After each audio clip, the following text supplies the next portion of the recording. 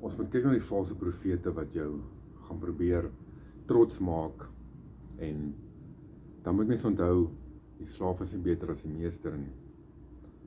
Ons moet as servants optree, ons kan nie gechosen genoem word en boast daaroor en dan maak ons skade of ons neglect die mense wat hulp nodig het nie.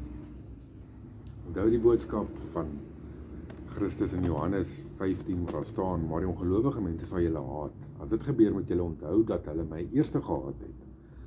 As julle ook ongelowige mense was, sou hulle my aanvaar het en julle lief gehad het. Maar julle is nie deel van die ongelowige mensdom nie, want ek het julle uitgekies om uit die ongeloof uit te kom. Dit is daarom dat hulle julle haat. Onthou julle nog wat ek vir julle gesê het, slaaf is nie belangrik as 'n eienaar nie. Daarom sal julle ook julle sal vervolg word soos hulle my vervolg het. As hulle geluister het wat ek gesê het, sou hulle ook geluister het wat julle sê. Hulle sal dit alles aan julle doen omdat hulle sê julle behoort aan my en omdat hulle vir God wat my gestuur het nie ken nie. Hulle sou onskuldig gewees het. Ek nie gekom om met hulle gepraat het nie. Maar nou is daar geen verskoning vir hulle sonde nie. 'n Mens wat my haat, haat ook my Vader. As dit nie was dat ek onder hulle dinge gedoen het wat geen ander mens kan doen nie, dan sou hulle onskuldig gewees het. Maar nou het hulle gesien wat ek gedoen het en tog haat hulle my en my Vader. Dit gebeur presies net soos dit in die skrif, in hulle wat geskrywe staan. Hulle het my sonder rede gehaat. Maar ek stuur vir julle die helper, die Heilige Gees, wat mense in die waarheid inlei. Hy kom van die Vader af, en julle sal van my vertel. En julle sal ook vir mense van my vertel.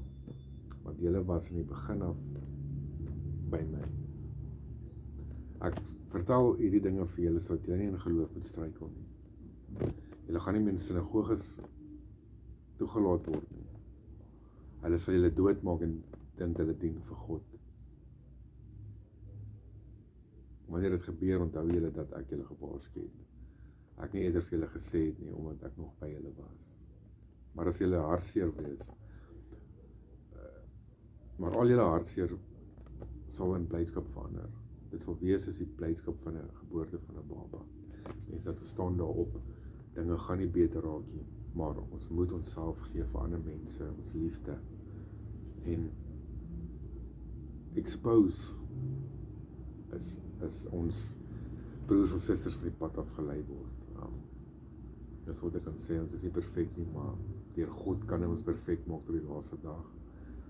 En alles sterkte vir julle in liefde en voorspoed.